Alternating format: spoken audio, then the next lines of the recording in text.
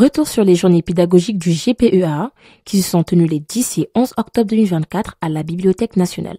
À travers ces captations, replongeons ensemble dans les temps forts de cette journée.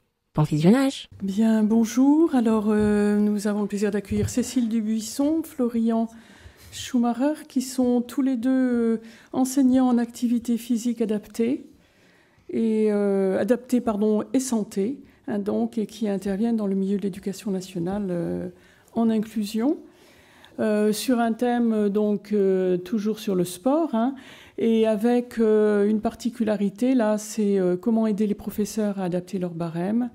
Et c'est vrai que c'est une réalité de tous les jours dans la pratique. Voilà, vous avez une demi-heure, Oui, ça devrait aller. On va se présenter, et puis après, on va essayer de répondre au mieux qu'on peut sur ce sujet quand même assez conséquent et épineux. C'est bon? Vous pouvez tirer un peu, oui. Vas-y, Florian. Bonsoir à toutes et à tous.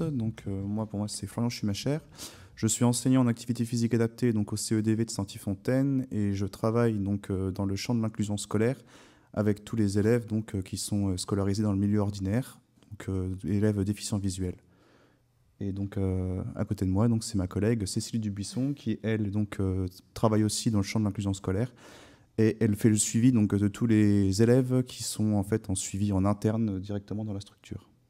C'est ça, donc j'interviens aussi dans les établissements scolaires et j'ai plusieurs enfants en interne qui ont plus de difficultés ou qui sont sur des cursus plus adaptés type UEE. Je ne sais pas s'il y en a qui connaissent. Voilà, donc en fait, avec Florian, on souhaitait refaire un petit point en fait sur qu'est-ce qu'un enseignant APA. Je ne sais pas si tout le monde connaît. Donc, enseignant APA, c'est enseignant en activité physique adaptée. Donc, on a tous les deux suivi un cursus à la faculté de sport de Nancy.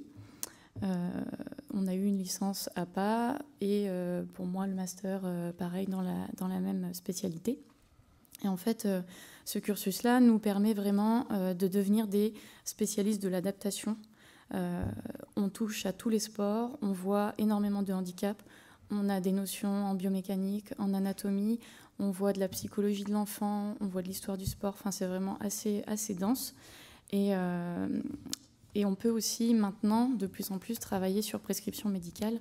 Donc, quand on travaille dans des centres de réadaptation ou même à titre d'auto-entrepreneur. Donc, ça tend à se développer de plus en plus. Et voilà. Et en fait, on voulait faire cette petite différenciation parce que on se rend compte quand on intervient dans les établissements ou même au sein même de notre structure qu'il y a des confusions qui se font entre le professeur de PS, le professeur APA, qui fait quoi, l'éducateur qui a le droit de faire quoi, à quel moment, etc. Et du coup, on voulait juste refaire cette petite aparté. Donc voilà. En fait, pour refaire un petit tour des professionnels qui gravitent autour de nous et au quotidien, il y a les professeurs de PS, c'est nos partenaires principaux extérieurs lorsqu'on intervient. Le prof de PS, il a à la charge sa classe, à qui il va enseigner des disciplines sportives. Il est garant de la bonne mise en place du programme national, avec des attendus, avec des compétences à atteindre. La différence avec nous, c'est qu'ils sont titulaires d'une licence en STAPS également, mais en éducation et motricité. Donc on a un parcours commun sur un tronc commun, de pédagogie et également de comment encadrer une classe, un groupe. Ça, c'est voilà. Oui, ils ont le CAPEPS en plus, eux c'est un master plus un concours. Et en plus de ça, ça nous arrive également, en fait, comme on intervient pas que sur du collège-lycée, sur du secondaire, on intervient également sur du primaire, sur les écoles élémentaires. En fait, il se passe assez souvent qu'on va, au-delà des instituteurs, institutrices qu'on peut rencontrer, il y a également les éducateurs sportifs des communes parfois, qui vont intervenir, prendre en charge des classes, et c'est souvent des personnes qui sont titulaires des BPJ-EPS, des diplômes fédéraux, qui vont encadrer les classes, et nous aussi, on est là aussi pour les accompagner également, pour en fait adapter au mieux les activités qu'ils vont mettre en place. Et c'est vrai qu'on se rend compte souvent dans nos interventions que ces personnes-là ne sont pas forcément formées à la prise en charge d'une personne qui a un handicap, sachant que vu qu'on tend de plus en plus vers l'inclusion, il y a de plus en plus d'enfants au sein d'une même classe avec un handicap, et des fois c'est pas facile à gérer. Donc là, nous, on intervient vraiment en plus pour aider l'enseignant, le conseiller, être là pour l'enfant surtout. Et c'est la suite de notre PowerPoint qu'on n'affiche pas. Si. Non, mais c'est bon. Non, mais c'est bon, parce que sinon ça fait trop scolaire après. Voilà. Voilà, c'est pour stimuler l'attention. Du coup, ça évite d'avoir un diaporama qui vous hypnotise. Donc, du coup, nous, l'inclusion, effectivement, on est sur un objectif en fait d'autonomie, même d'autodétermination, et donc en fait, c'est les grands principes de la structure. Donc, en fait, on essaie de favoriser l'autonomie de l'enfant.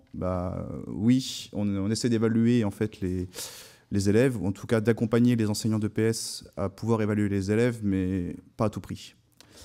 Donc, on a principalement, nous, un rôle, effectivement, de limiter les risques, notamment de prévention. On a beaucoup d'élèves qui ont des fragilités oculaires.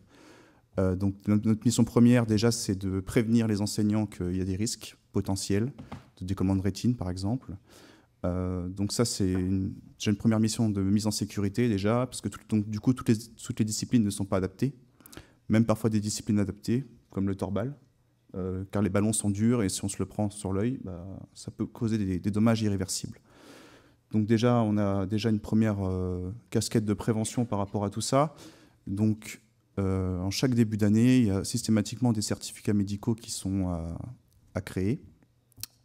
Donc la mission première, en fait, quand on parle de partenariat avec les enseignants d'EPS, c'est de pouvoir récupérer le plus rapidement possible les programmations sportives de l'année, pour nous pouvoir en fait créer donc les certificats médicaux en commun avec les ophtalmos, donc de la structure et du médecin également. Et lorsque c'est pas possible, on attend du concours des familles pour aller voir le médecin traitant pour pouvoir créer un certificat médical qui puisse être adapté en fait aux disciplines qui vont avoir lieu.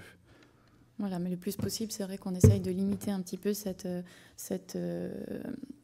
rédaction de certificats qui vont, des fois, souvent, il y a des enfants qui n'aiment pas trop le sport et qui vont se faire dispenser à l'année, alors que c'est pas forcément dans son intérêt. Et à ce moment-là, ça devient très compliqué pour nous aussi d'intervenir, parce qu'en fait, une fois qu'on a un certificat médical de la part du médecin de la famille, on est bloqué, en fait. On peut plus rien faire. Alors, on a des outils de l'éducation nationale à notre disposition, avec les certificats d'inaptitude partielle, qui... Voilà, ils sont assez génériques, donc il faut pouvoir compléter les informations également sur la vue de l'enfant, de l'élève, mais au moins qui permettent de donner un cadre en fait aux enseignants d'EPS, aux établissements scolaires également, et de pouvoir en fait rassurer tout le monde et de rentrer dans les clous tout simplement également. Voilà. Donc ensuite, une fois qu'on intervient, donc on a pris contact avec l'enseignant de PS, qu'on a récolté entre guillemets la programmation. Nous, on va essayer au mieux de donner accès à l'information pour le jeune déficient visuel via des supports, du matériel adapté. Tout dépend en fait de la pratique. Par exemple, en course d'orientation, en amont, il va falloir qu'on obtienne donc le terrain pour adapter la carte. Et ensuite, est-ce qu'on fait des cartes en braille? Est-ce qu'on fait des cartes en gros caractères? Est-ce qu'on fait des cartes thermoformées ou autres? Et tout un travail derrière où il va falloir découvrir cette carte-là avec le jeune. Ça prend du temps. Trouver des repères, trouver des petites techniques pour qu'il se saisisse au mieux de cette carte-là. Et à partir de ce moment-là, on pourra être, entre guillemets, efficace sur le terrain et pouvoir... travailler au mieux avec l'ensemble de la classe en binôme ou en trinôme selon les exigences du professeur. Voilà, donc on favorise en soi l'autonomie en passant par toutes ces adaptations, que ce soit matériel, support, des boussoles en braille, des balles à grelots, voilà, tout ce genre de choses. Donc nous, on se substitue pas donc, au programme de l'enseignant, hein, on est vraiment là pour accompagner. C'est l'enseignant de PS qui crée son son cycle, qui crée ses séances. Nous, en fait, on vient juste prendre contact et puis voir ensemble qu'est-ce qui est pertinent, qu'est-ce qui ne l'est pas, qu'est-ce qu'il faudra adapter pour la prochaine séance. C'est pour ça qu'il faut vraiment avoir de l'anticipation et qu'on puisse voir ça en amont le plus possible pour éviter d'être dans l'action-réaction le jour de la séance. C'est vraiment un co-travail en fait, parce que sinon, comme disait Florian, on n'est pas là pour se substituer. Souvent, on a eu affaire à des enseignants qui ne prenaient pas le jeune si nous, on n'était pas là. Sauf que quand on a 100 gamins à suivre, c'est pas possible 96 en fait, actuellement. d'être là tout le temps. Donc le but, c'est vraiment de les rendre autonomes le plus possible. Après, nous aussi, on s'adapte dans notre emploi du temps pour accompagner les jeunes sur des cycles où il va falloir guider pour du demi-fond, ou pour les jeunes qui ont vraiment beaucoup plus de difficultés dans leurs déplacements, d'autres choses. Mais c'est vrai que rendre autonome l'enfant et l'enseignant, c'est quand même un plus quand on a beaucoup de jeunes à suivre. Et est-ce que... Oui, non, ça on l'a dit, donc c'est bon. Et on en vient à la grosse question des barèmes. C'est un casse-tête. C'est un casse-tête. Alors des choses ont été faites depuis les années 1950. Et ça a bien évolué. Et je pense que, à mon avis, des personnes dans la salle pourront confirmer, mais on a un public qui change, avec de plus en plus de troubles associés, en plus de la déficience visuelle. Parfois, c'est pas la déficience visuelle au cœur de la problématique. Et voilà, on fait plusieurs constats comme ça, et on se dit, mince, comment on va évaluer ces enfants, en fait, quand ils sont hors barème. Donc, on a... moi, je sais que j'ai une jeune, demi-fond, 3 fois 500 mètres à réaliser. C'est une jeune fille qui est incapable de courir 3 minutes sans s'arrêter. Qu'est-ce qu'on lui propose ? On ne peut pas lui proposer la même évaluation, c'est impossible, c'est pas pertinent. Est-ce qu'on évalue des compétences ? Comment faire pour être au plus juste dans la construction de nos barèmes ? Comment faire pour ne pas sous-évaluer, mais ne pas non plus surévaluer l'enfant, pour ne pas les leurrer. Donc c'est vraiment assez difficile. Et c'est en ça où Florian disait tout à l'heure qu'il fallait qu'on ait une très bonne communication avec l'enseignant EPS pour ne pas être dans cette action-réaction. On ne peut pas arriver et lui dire qu'est-ce que tu fais aujourd'hui ? Aujourd'hui, c'est l'évaluation, j'ai prévu ça, qu'est-ce que tu comptes faire ? C'est pas possible. Je crois qu'il y avait un truc. Donc, faut vraiment un gros travail en amont. Moi, je sais que j'aime bien avoir les contenus de séances des enseignants. Alors, je ne sais pas, j'avais envoyé un exemple de séance d'une enseignante, je ne sais pas si on peut l'afficher ou pas. Mais alors, attendez, là, ça va être... Non, peut-être pas. Hein. Oui, c'est la régie. J'avais dû l'envoyer, mais... En fait, il n'y a pas besoin que ce soit vraiment tout expliqué. Non, c'est pas celui-là, c'est l'autre. C'est celui-là. Ah, d'accord. Ça vous évite de torticolis. Oui. Oui, c'est ça. Donc là, c'est il faut une bonne vue par contre. Parce que je vois pas de là. Donc ça, c'est une séance d'une enseignante, collège, classe de 3e. On est en combiné athlétique et en fait, elle m'a juste envoyé sa séance. Vous voyez, il n'y a rien de Enfin, c'est pas un gros pavé, quoi. Et moi, en lisant ça, tout de suite, je vais voir que bondissement, jambes tendues sur et basse. Donc, c'est un jeune homme qui perd la vue, hein, qui a besoin d'être guidé. Je sais que les haies, déjà, ça va être très compliqué. Donc, moi, en amont, je vais pouvoir réfléchir sur cet exercice-là, comment je peux l'adapter. Ensuite, sprint, départ en trépied. C'est un enfant qui va être guidé. Comment on fait le départ en trépied ? Qu'est-ce que je peux donner comme conseil ? Si c'est quelqu'un d'autre qui est le guide, puisqu'il y a aussi cette anecdote, c'est que moi, j'ai couru assez vite pour cet enfant-là. Donc, je suis obligée de trouver un guide pour prendre ma place, en fait. Donc, ça, c'est pas toujours évident. En lancer, ils vont se mettre sur un contre-haut, donc une espèce de petit espalier pour projeter le javelot. Le contre-haut, peut-être que je vais devoir l'accompagner, peut-être qu'on va devoir prendre des repères dessus. Il peut y avoir des problèmes d'équilibre. le saut, franchissement de haie, encore une fois. Donc rien que ça, déjà, ça va me permettre de savoir où je vais dans ma séance, qu'est-ce que je vais pouvoir adapter. Est-ce que moi, je vais prendre du matériel et l'emmener sur place? Et ça permet de rendre la séance beaucoup plus fluide. Et c'est pas... J'avoue que si tous les enseignants EPS nous envoyaient ce genre de petites séances en amont, ça serait assez simple après de travailler. Pour refaire un petit retour en arrière, tu parlais donc du fait que les évaluations soient justes. Pas juste uniquement envers l'enfant ou l'élève qu'on va suivre, mais aussi également vis-à-vis des autres élèves de la classe, qui parfois, certains vont avoir des difficultés, parce que, par exemple, ils sont en situation d'obésité, et par contre, eux, ils vont avoir un barème comme tout le monde, et vont pas forcément être dans le barème non plus. Donc il y a ça aussi à prendre en compte. Et c'est aussi en ça que nous, lorsque parfois on est obligé de construire construire un barème en fait, qui est adapté pour X raisons, soit parce que l'élève ne rentre pas dans les performances attendues, même minimales, c'est souvent ce qui arrive, ou parfois il y a des troubles associés qui vont venir, je sais pas, des troubles neuromoteurs par exemple, qui vont venir en fait même prendre plus de place que la déficience visuelle, et à ce compte-là, est-ce que nous, c'est pertinent d'adapter forcément le barème ? De dire on évalue à tout prix, en fait. Voilà. Est-ce qu'on évalue à tout prix, ou est-ce qu'on n'évaluerait pas plutôt une progression Des compétences. Voilà, sur un cycle. Acquis, non acquis. Qui ne donnerait pas lieu à une note, mais effectivement qui donnerait au moins lieu à une participation au sein de la classe. Voilà, au minima, une intégration avec les autres élèves. Et au moins être dans un objectif, voilà, de bien-être, de santé également, parce que on n'est pas sans savoir que même les enfants valides, de manière générale, sont de moins en moins en bonne forme, en bonne santé.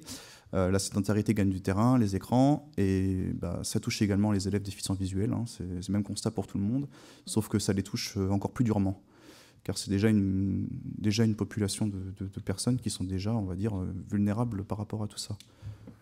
Donc effectivement, on a une population qui évolue énormément, avec des élèves qui ont besoin de plus en plus d'adaptation et qui rentrent de moins en moins dans les barèmes. Donc qui rentrent plus parfois dans les barèmes, voilà. en fait. Des barèmes, j'ai repris un barème de course il n'y a pas longtemps, en évaluant un petit peu ce que la jeune avait fait le jour J. Et je me suis rendu compte que ce barème adapté, qui était déjà adapté, n'était plus adapté pour elle. Donc à ce moment-là, qu'est-ce qu'on fait? Comment on calcule un nouveau barème? Est-ce qu'on axe plus sur la performance? Je ne pense pas. Est-ce qu'on donne plus de place aux connaissances sur l'activité, à l'autonomie dans l'échauffement, dans la récupération? Qu'est-ce qu'on a d'autre? On a plusieurs paramètres comme ça qu'on peut évaluer. Et comment on attribue le nombre de points, lequel prend plus d'importance par rapport à l'autre. C'est vraiment des questionnements, je pense, qui se posent de plus en plus. Auquel on a déjà un peu travaillé avec nos collègues des différentes structures lors de nos journées d'études, des enseignants d'EPS qui travaillent dans la déficience visuelle. Oui, on va faire un peu de pub. Voilà, on fait un petit peu de pub aussi. Tous les ans, on se réunit. Donc, on se réunit dans les établissements qui accueillent des élèves ou des enfants déficients visuels. Et on vient d'un peu partout, de Marseille, de Paris, de Besançon, de Strasbourg. Et on se met autour de la table, on fait des tables rondes et on prend le temps d'échanger ce qui nous a posé problème sur l'année. Est-ce que quelqu'un a une solution pour ça? On aime bien aussi avoir plusieurs corps, c'est-à-dire des profs de PS, des intervenants du handisport, ou autres, des psychomotes qui, des fois, eux, nous permettent d'avoir un autre regard aussi sur la façon d'intervenir. Instructeurs de locaux. Instructeurs de locaux, puisqu'on travaille aussi beaucoup avec. Et c'est vraiment une bouffée d'oxygène. Ça nous permet de repartir sur des bonnes bases et de tester des choses qu'on n'avait peut-être pas eu l'occasion de tester avant parce qu'on n'en avait pas connaissance. Et puis, on teste aussi des pratiques sportives, c'est-à-dire qu'on décide, tiens, on va faire kayak. Comment on peut adapter cette activité? Donc, on se met sous bandeau, on teste. Ça marche pas. Qu'est-ce qu'on peut faire si l'enfant est non-voyant ou malvoyant? Donc c'est vraiment assez intéressant et les portes sont ouvertes. Voilà. Et pour faire le lien avec l'intervention de tout à l'heure, juste avant nous, c'est également lors de ces tables rondes que l'on organise les critériums nationaux donc, scolaires pour les élèves déficients visuels, donc avec de la natation, de l'athlétisme, qu'est-ce qu'on fait d'autre? Torbal. Du tir à l'arc et du torbal. Voilà, tir à l'arc et torbal. Donc voilà, c'est... Voilà, ouvert aussi aux valides. Voilà, donc la question des barèmes, on est désolé, on n'a pas forcément la bonne réponse à vous apporter. Je pense que c'est quelque chose de très, très complexe qui peut évoluer assez vite, surtout maintenant. Nous, on essaye de cibler des compétences. C'est vrai que nos barèmes sont peut-être trop individualisés par rapport à ce qu'il faudrait. Mais au moins, le jeune participe, il acquiert des compétences, il y a des évolutions, ou non parfois. Et puis, la note, voilà, la note est, je pense, le plus représentatif possible. Après, voilà, en fait, le fin mot, c'est que c'est autant que faire se peut de faire quelque chose qui fonctionne et au moins que tout le monde s'y retrouve. Voilà. Je ne sais pas si on va prendre des questions. On a quelques minutes pour les questions. Moi, j'en ai eu une. Donc, les barèmes, quand on entend barème, on pense aussi, ce sont des repères, ça en lien avec la notation, avec quelque chose pour l'évaluation, en tous les cas. Alors, quid des examens pour ces élèves pour lesquels les barèmes ne vont pas fonctionner ou vous ne réussirez pas à... C'est en ça que tout à l'heure je parlais des certificats d'inaptitude partielle. Donc en fait, là c'est l'éducation nationale qui reprend le flambeau. Il y a vraiment un guide à destination des établissements et des enseignants d'EPS pour répondre à cette question. Et après, donc, ce qui se passe, c'est qu'on se rencontre, dans mon cas en tout cas, je rencontre l'enseignant d'EPS avec l'élève. Donc par exemple, c'est pour les examens finaux de baccalauréat, pour les contrôles continus de formation pour ceux qui sont sur les CAP ou les BEP. Et on se rencontre, on se met autour d'une table et on détermine quelle activité est réalisable sur les évaluations sur cette année, quelle adaptation il va falloir mettre en place. Et il faut que tout soit marqué par écrit et validé en commission pédagogique ensuite par la suite. Donc oui, il y a une solution par rapport à tout ça, mais parfois, effectivement, un élève aveugle, le badminton, c'est pas possible. C'est ce que disait Salim ce matin. En fait, lui, il a eu la chance de faire du skateboard. Des fois, nous, on propose autre chose pour quand même donner une évaluation et proposer une note, parce que voilà, c'est ça, il faut des notes. Donc, on propose une note sur une autre pratique sportive. Ok, merci. Est-ce qu'il y a des questions? À gauche, là-bas. Alors, Monsieur Ernoux. Non. Non. Ah, c'est devant. Bonjour. Rico, je suis coordonnatrice Ulysse en collège. Je voulais savoir, alors nous on n'est pas trop concernés pour l'instant par ça, mais du coup je pense à mes élèves qui vont passer au lycée et qui du coup bénéficieront plus de l'Ulysse et de toutes les adaptations que vous mettez en place pour eux. Et je voulais savoir comment on pouvait faire appel à vous. Est-ce que vous avez, parce que là vous êtes sur Nancy, sinon on est en région parisienne. Voilà, comment tout ça est possible, comment pouvoir les aider quand ils vont arriver au lycée.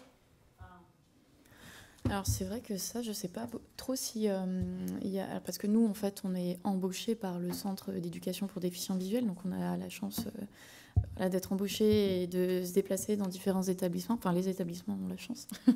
Après pour vous, je ne sais pas s'il y a l'INJA, je pense que c'est peut-être plus fermé et ils n'ont pas forcément de profs à disposition comme ça pour assurer un suivi à l'extérieur. Je suis désolée, je ne saurais pas vous répondre.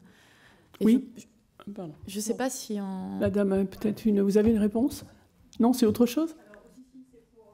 oui. Effectivement, je suis professeur de PS spécialisé à Marseille dans l'établissement français. Et donc, on suit les élèves qui sont inscrits dans l'établissement quand ils passent au lycée. Ce que j'ai comme échange moi, avec les enseignants de lycée, c'est de choisir le menu, parce qu'ils ont un menu avec 3 épreuves. Il y a une adaptation possible déjà. Ils peuvent passer 2 épreuves au lieu de 3 notées. Donc d'être noté sur 2 ou sur 3, ça enlève le score voire une dans certains cas. Voilà, voire une dans certains cas. Donc ça peut se voir avec l'enseignant pour qu'on dise plutôt, après ça dépend des élèves, mais plutôt celle-là ou celle-là dans le menu. Et après il y a une autre dans le lycée. Parce que je suis éblouie avec la lumière. Une séance de sport adaptée, puis adaptée pour tout le handicap, pas que les élèves. C'est pas l'institut de formation. Les élèves qui ont des besoins spécifiques. Donc peut-être se renseigner si ça existe. Enfin, ça existe. Normalement ça existe. Après il y a des contraintes. Si dans l'emploi du temps ça tombe en même temps que notre cours, l'élève ne peut pas y aller, il ne peut pas y aller. C'est pas non plus toujours idéal, mais il y a aussi cette possibilité. Et est-ce que c'est un jeune qui est suivi pour sa déficience visuelle déjà dans un instant? En tous les cas, là, ceux qui vont passer le troisième, c'est pas des jeunes qui sont suivis. J'en ai une qui est quasiment aveugle. Je sais qu'à un moment, on va avoir des soucis. Sur deux d'entre eux, j'en ai. Voilà, mais il y en a une, je sais que la question va se poser à un moment. Mais non, c'est des jeunes qui sont plus suivis. D'accord.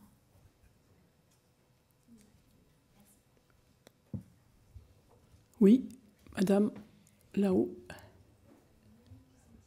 Vous faut parler fort, s'il vous plaît. On n'entend pas.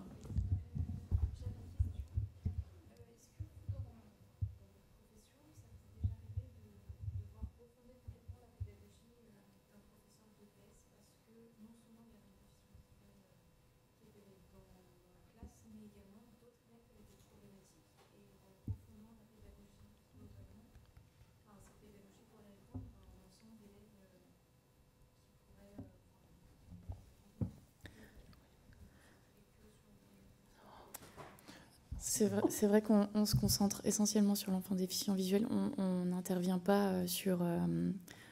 voilà, on n'est pas là pour dire au prof comment faire son cours. Et c'est vrai que des fois, on voit qu'il y a des difficultés ou qu'il y a d'autres enfants qui sont en retrait parce qu'ils sont en difficulté eux aussi. Mais c'est vrai qu'on n'intervient pas forcément. On est vraiment là pour l'enfant déficient visuel. Après, on donne des petites pistes des fois. Enfin, moi, en tout cas, j'essaye de donner des petites pistes. On n'entend pas. Vous entendez? Ouais. Enfin, je ne sais pas si toi, ça t'est déjà arrivé. Mais... Oui, ça m'est déjà arrivé. Souvent, ça arrive assez souvent que quand il y a plusieurs élèves avec des besoins éducatifs particuliers, ils sont un peu souvent ensemble aussi. Souvent parfois accompagnés d'un ou une AESH. Donc, ce qui fait que ils sont souvent un peu mis ensemble, un peu, je dirais quand même presque ostracisés, quoi. Enfin, un peu ensemble, enfin, un peu mis à part. Et du coup, quand on se déplace pour aller voir un élève déficient visuel, on en aide un autre. On se retrouve un peu à... Après, on le fait parce qu'on a aussi une formation en APA qui fait qu'on est quand même très ouvert sur toutes les formes de handicap et de déficience. Mais c'est vrai qu'à la base, on n'est pas là pour cet élève-là non plus. Donc après, comme on disait tout à l'heure, le public évolue énormément et parfois, en fait, la déficience visuelle n'est qu'un prétexte pour notre venue, en fait. C'est vrai que des fois, c'est un petit peu difficile. On est dans une posture un peu... en tout cas, moi, je le ressens comme ça, un peu désagréable, puisque des fois, on a du mal à rentrer vraiment en contact avec les enseignants. Et quand on arrive à se déplacer dans l'établissement pour venir à la rencontre du jeune, parce que des fois, c'est la première fois qu'on les rencontre, c'est à l'établissement, on est un peu perçus comme des évaluateurs. Il y en a qui aiment bien travailler aussi dans leur coin, sans avoir forcément à gérer la présence d'une personne supplémentaire. Donc des fois, on essaye de se faire un petit peu petit, des fois. Voilà. Oh là là, on ne pourra jamais prendre toutes les questions, là. Alors, madame, oui, allez-y. Puis encore une après, puis on va être obligé d'arrêter, excusez-moi. Je suis enseignante APA à GIA de Lille. Quel levier vous avez trouvé quand justement, en face de vous, vous avez un enseignant de BS qui est complètement fermé, un jeune déficient visuel, que ça soit sur un barème donné, qui ne veut même pas le mettre sur Pronote, et sur une activité sur laquelle c'est encadré du début à la fin, y compris avec ses élèves, et qu'il est quand même Eh ben, c'est là qu'on a la chance, en tout cas moi j'ai la chance d'avoir un coordinateur pédagogique en la personne de monsieur Olivier Arnoux, qui vient montrer les crocs et qui vient expliquer donc l'enseignant qu'il est obligé de travailler avec moi. Voilà, et donc c'est aussi cette chance-là qu'on a aussi. Une chance, je ne sais pas, mais je vois de quelle situation tu parles. En fait, en effet, on travaille beaucoup en binôme dans ces cas-là, parce que c'est aussi sensibiliser les enseignants de PS dans les établissements au fait que les élèves ne peuvent pas tout faire. Là, le cas, on va donner un cas concret, hein, c'est une jeune qui a une maladie évolutive. Il lui reste que la vision périphérique. Et le prof, puisqu'elle se déplace comme n'importe qui, ne voit pas où est le problème. C'est un peu un déni du handicap de l'élève. Lui fait faire du badminton, lui fait faire des sports. On a beau lui dire que c'est pas adapté, etc. Il considère que non, elle doit faire comme tout le monde et il la note. Là, je crois qu'au dernier semestre, elle a dû avoir un 6 sur 20, quelque chose dans le genre. Alors, dans ces cas-là, on essaye d'alerter la direction, etc. Mais là, particulièrement, c'est un professeur de mauvaise foi. On a essayé de voir avec lui. Il nous a parlé qu'il était coordinateur de l'équipe des enseignants de PS dans le lycée, qui faisait partie des commissions au niveau du rectorat pour l'aménagement des barèmes pour les élèves en situation de handicap. Donc on lui a dit OK, mais on aimerait bien avoir les barèmes et on ne les a pas. Donc dans ces cas-là, on fait monter au créneau les parents aussi. Parce que c'est totalement injuste pour cette jeune fille. Et dans la même classe, il y a une autre jeune fille que l'on suit également, qui a un autre type de handicap visuel, qui, elle, par contre, dit clairement au prof « je ne fais pas, c'est pas adapté ». Et là, bizarrement, elle n'est pas embêtée, elle n'est pas notée. Et voilà, c'est le genre de difficulté qu'on a.